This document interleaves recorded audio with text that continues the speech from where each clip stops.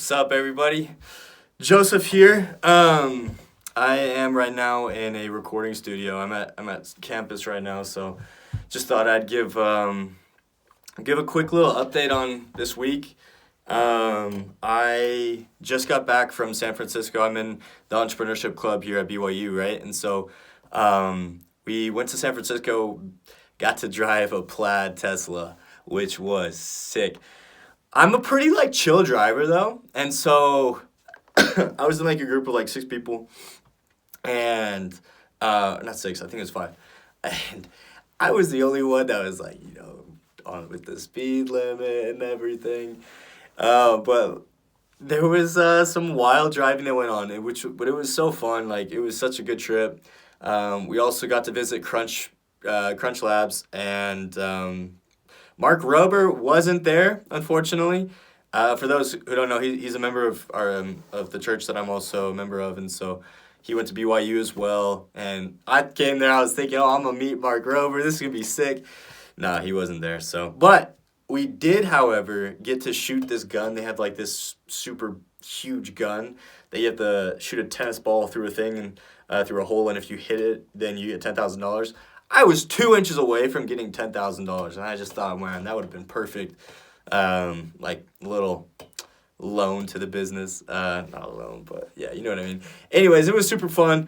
Now I'm back here in Utah, enjoying the weather surprisingly. So that's really cool. And I'm just getting back to the grind. I was just doing this recording with one of the guys that I met on the trip, actually. Super nice guy, and he's doing a lot with photographers, and so he was asking some of my help with social media, and so I just thought, well, I might as well just make a video today talking a little bit about the business that I'm working on, and because I know I haven't mentioned that in my past two videos, so I just thought it would be really good to at least put that out there, and see how things kind of change over the next few years. Basically, when I was 16, I went to Switzerland. I was an exchange student. And when I was in Switzerland, I really made a lot of friends with other exchange students. And so I came back as a 17-year-old thinking, oh, okay, well, let's make something that allows exchange students to be able to, meet with each other and make friends. And so I created a prototype, competed in different entrepreneurship competitions, never did anything with development of it, but I then go serve a mission for 2 years for my church. Was in Germany, and my last 3 weeks there, I thought, let's put that idea back together. And so I come back and I start putting up some prototypes, some wireframes, and I find two individuals, so a developer and a UX UI designer. And I talk with them, they join the team, we decide to create the company, boom, bada, bam. We want to now launch an app for exchange students. It did not work at all. So anybody that's ever created an app or done anything with tech, you're just gonna laugh when I tell you this. But so we had we had this thought where I was still in college, the other two were working full time. Let's work 10 hours a week. And if anybody's working on a startup, you know that 10 hours a week is not a lot. And so we're about a year in, and the app isn't even close to being developed, right? And so we scrap the whole app after having invested $4,000 into it. And then we use Flutterflow, which is a no-code app builder. And we create a super ugly app. And this whole time I'm while they're developing the app, I'm working on this thing for exchange students, which is basically creating a community. Because my thought was this, is if my target audience is going to be exchange students, I should, for the year or two up until we launch the app, I should be creating a community with lots of rapport that loves our brand, loves our vision and our mission of what we're trying to create.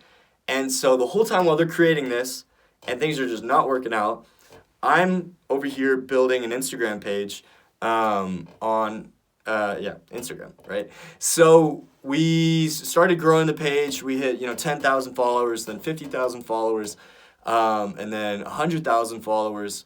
And what we started doing is we helped like we helped these exchange students share their stories. And then they eventually started contacting us saying, hey, can you post my videos on your page? So we started doing that. And then influencers started contacting us, say, hey, can you post my videos on your page? So we started doing that. And just started creating a network of these exchange students that was extremely valuable, right? But take it to about 7 months ago, our developer, for personal reasons, decided to step away. And so I'm there with the UX UI designer. His name is Isaac Tovar. He's one of my best friends. And we thought, like, well, we have this asset with these exchange students. What do we do with it, you know? And so we decided to do some type of marketing agency, because what we did have is a community of exchange students. And so we reached out to these program providers and was like, hey, do you guys want to get brand exposure? We started working with a couple companies, and they started paying for collab posts. We started charging about $250 per collab post. Hey, but I will be honest, we did not get a lot of customers, okay? We did a lot of free collab posts. So I think in total we had made about $500, right?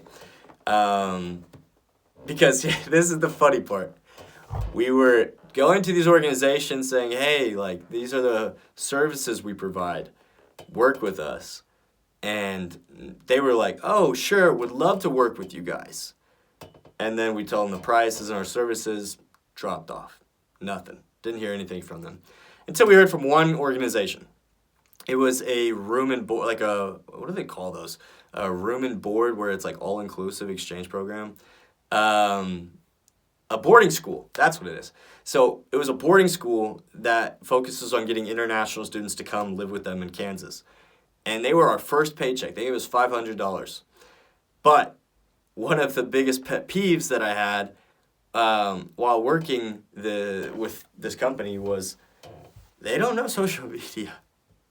I'm sorry, they don't understand social media. Like, the first video that they had us post was an interview with the president of the school, and I was like, never again. Never.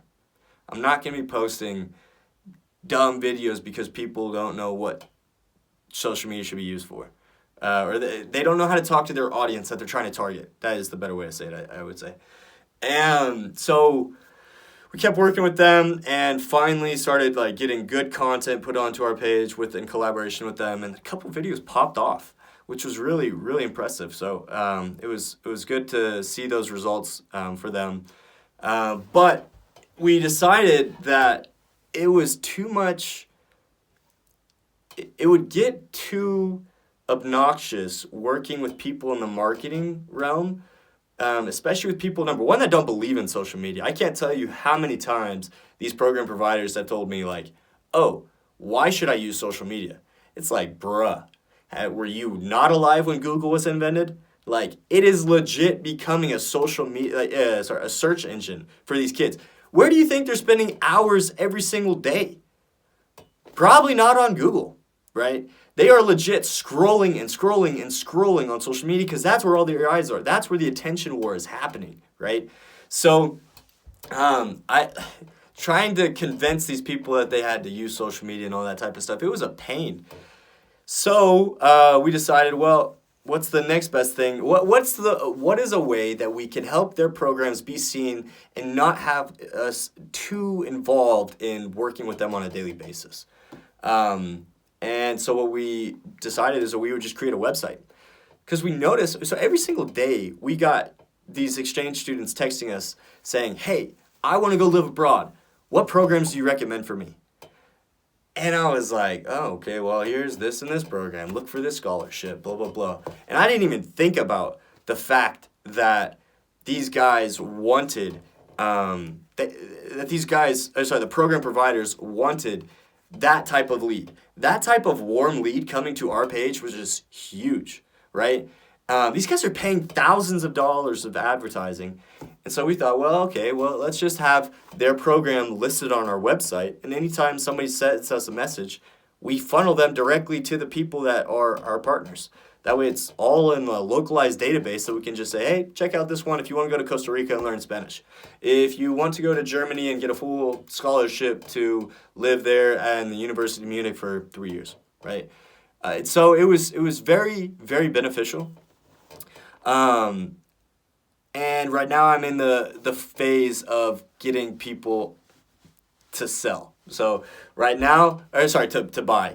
Right now, this last weekend, we hired somebody in India to create a WordPress website for us for $150, and now we're just trying to get like listings on there and just have like that social proof to these programs. Like, hey, this is what your program could look like.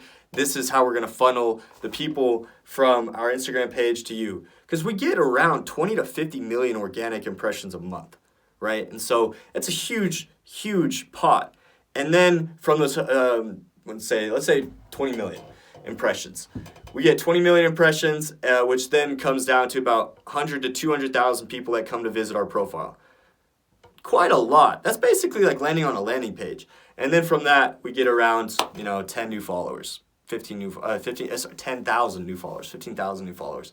So the conversion's pretty good. And then based off that, we get around 1,500 to 2,000 people that click on the link in our bio. We're not even advertising the link in our bio.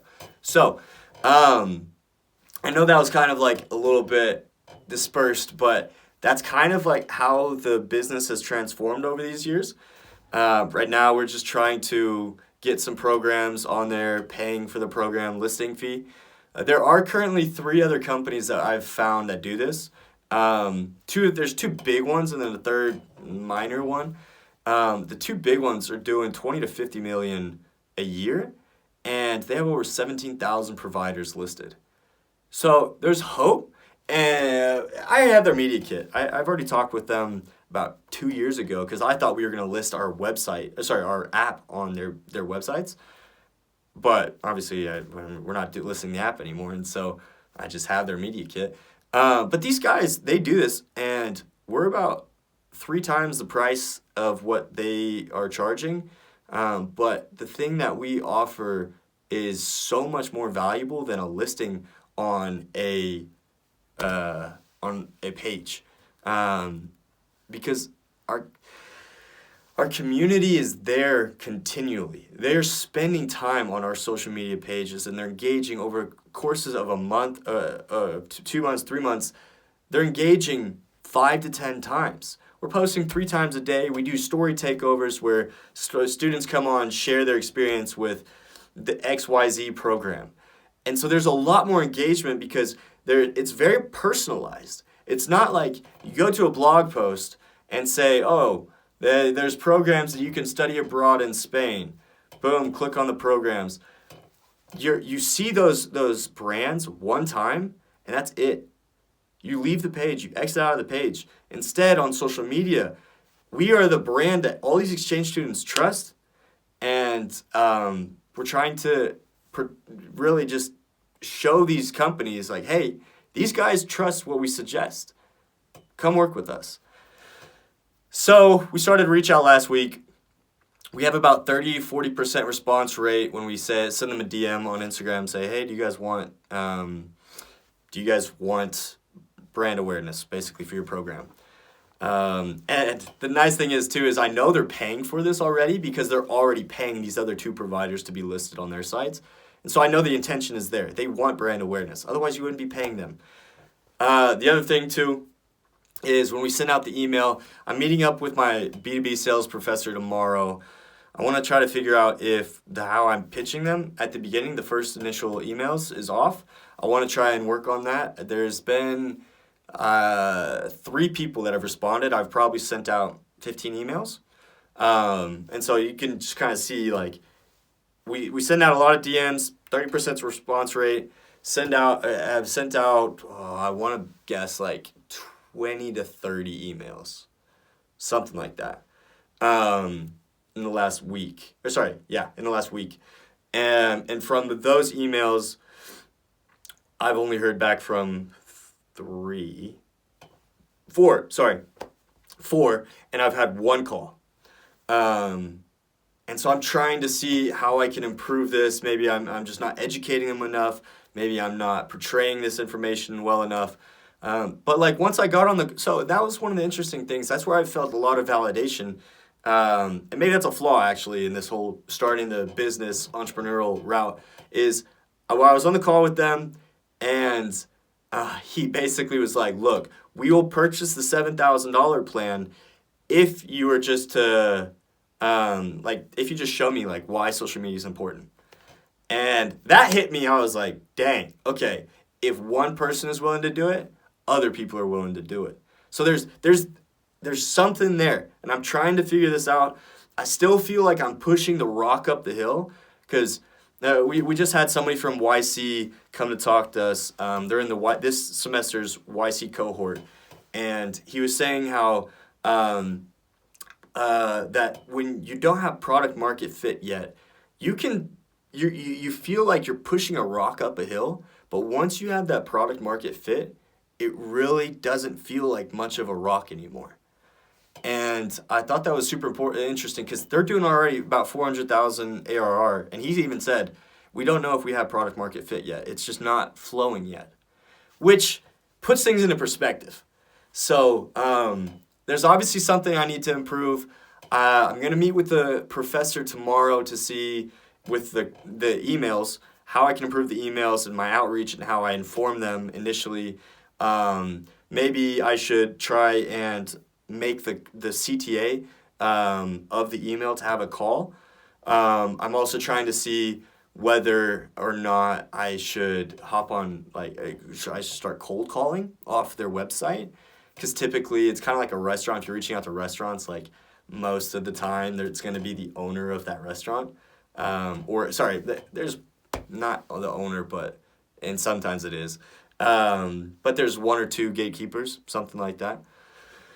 So this week I need to figure out, number one, what I need to prove with the emails. Number two, we need to get some programs listed on our website so we can show this to other program providers and really get the flow going. And I just need to stop this scope creep. So one of the things I've realized while doing this reach out is even we started off with 5 sections: gap year, high school abroad, university abroad, language abroad, and work abroad, right? Language programs, basically. And what I realized is even with these 5, there's thousands of programs that I could be reaching out to. So I was like, okay, what are the 3 main programs that we have in our audience? High school abroad, university abroad, and study abroad. So, gap year, which basically, a study abroad is basically a university exchange. But anyways, now I have to hone it down from those 5 to 3 to keep the scope creep from happening. And then what I'm going to try to do is I want to only have 5 countries in each. So that's 15. So it's going to be US, Japan, Germany, France, Spain. And I'm going to start off with these 5 with these 3 different sections because each of them have about 50 to 150 different program providers for each. And so that is more than enough, I think, to get started. So yeah, that's kind of like the update of how things are moving forward. Still have not made a sale. Still have not made $1, but have had people interested in saying that they would be willing to purchase the plan. I know many of you are probably going to say just because they say they're interested doesn't mean they're always interested. I get that. Until you have $1, you don't have $1. So I need to keep that in mind as well. But I'll keep you guys updated with how things progress. After I make this video, I'm going to continue to do some reach out right now. Go back to the library. Go back to the computer. Just grind out some outreach on Instagram and on email. And then I'll keep you guys updated with how things go, especially when we get our first sale. And yeah, if you guys have any suggestions of like how we can move things forward with the business, whether it's website or just reach out, sales in general, always super open to having some advice. There's something I'm not doing right. So if you kind of heard any flaws in the logic, let me know. I want to hear it, and would just be super interested in seeing like how I can how I can move this forward so that I can eventually make a penny. So, yeah, thanks for following along with this journey. I know it's been interesting. There's been a lot that's going on, and it's hard to put all into one video, but I appreciate it, guys. Till next time.